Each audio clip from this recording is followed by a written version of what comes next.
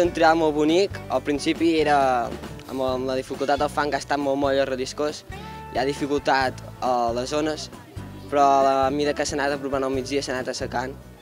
S'ha pogut fer molt millor, en més bones condicions. El trial ha estat molt bé, les zones eren bastant tècniques i ja eren difícils de per si, i a més estava tot moll i amb el fang relliscava molt, però m'ho he passat molt bé i m'han sortit molt bé els passos i al final he pogut guanyar.